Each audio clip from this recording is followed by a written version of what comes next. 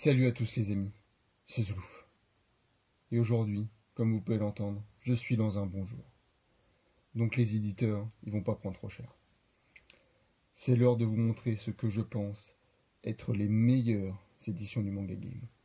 Et si j'ai la foi, je vous ferai aussi un petit flop de ce que j'ai de pire. Pour moi, une édition qualitative, c'est quoi? C'est d'abord le format, le papier, la jaquette et la traduction. Même si la traduction, faut y aller quand même assez costaud pour que je le remarque. J'essaierai de mettre une petite note à chaque édition que je vais vous présenter. Il y en a 3 et 3. Vous verrez bien. On commence. Éditeur assez récent dans le manga game, Noev Graphics.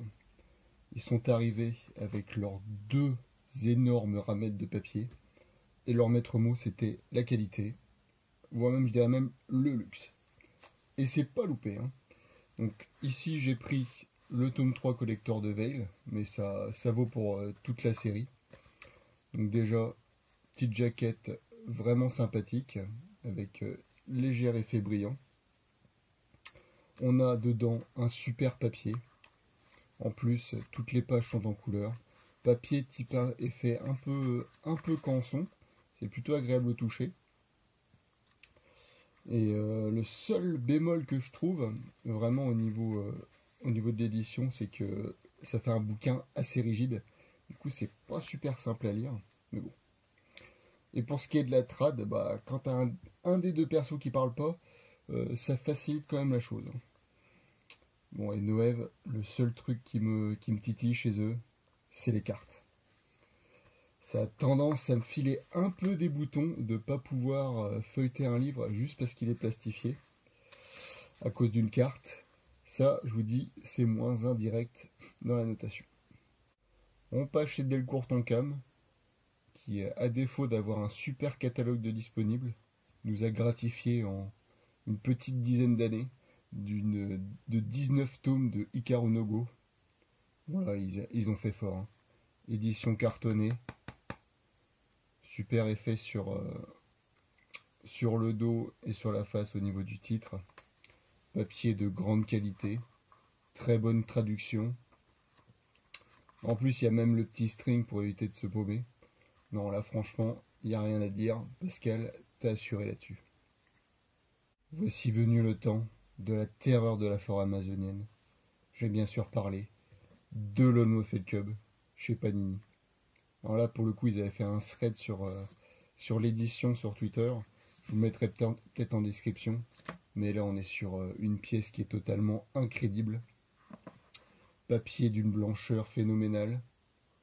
Telle une colombe. D'une épaisseur qui ferait trembler Mangetsu.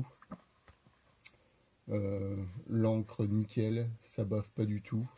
Traduction incrédible. Bon, j'ai pas tout lu pour l'instant, mais du peu que j'ai lu, c'est très très bon. La jaquette, magnifique, sont toutes dans une couleur un peu pastel comme ça, couleur unie, ça va rendre absolument magnifique. Le livre est quand même assez souple. Et ils ont même fait en sorte que les doubles pages comme ça ne soient pas coupées par l'interstice du livre. Non, franchement, sur cette édition-là, franchement, Panini, chapeau. Mais attention, hein, vous allez prendre cher pour la suite. Après le top, le flop, et on ouvre la marche avec Glénat et leur édition vintage. Bon, là j'ai pris le tome d'Ashita Nojo et c'est vraiment pas une édition qui fait honneur au titre. Déjà ce dos est d'une tristesse sans nom. Édition un peu cartonnée comme ça fait que ça a tendance à prendre la mémoire de forme et c'est tout le temps plié. T'es jamais droit. C'est vraiment pas un format qui se prête au manga ancien. Pour moi, j'aime plus tout ce qui est ancien comme ça dans un format plus édition de luxe. Donc un peu plus grand pour mieux profiter des petits détails parce que souvent les pages sont assez chargées. Du coup en petit comme ça c'est pas toujours simple à tout voir. Donc non, pour moi, s'il devait refaire une édition, ça serait celle d'Ashita Nojo. Si vous êtes arrivé jusqu'à ce moment de la vidéo, c'est que vous êtes assez courageux et assez fort pour ce qui va suivre. Je veux bien sûr parler des anciennes éditions Panini car maintenant ça va, ils ont changé. On commence avec cette monstruosité, ce pavé, cet assommoir qu'est Planète. Je crois que c'est la lecture la plus inconfortable qui m'ait été donnée de faire. Le machin, tu as peur de l'ouvrir, tellement tu as l'impression que le dos va se fendre. La reliure, je me demande comment elle tient encore. Le papier est jaune. Enfin bref, ça va qu'il y a quelques pages couleurs. Le machin se blesse de peur tellement il est lourd. Je me demande comment ils ont réussi à sortir cette abomination.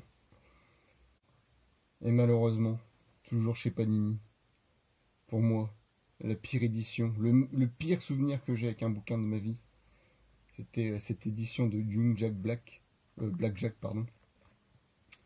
Ce papier jaune pisse, et je crois que c'est au tome 2 que j'ai rendu d'ailleurs.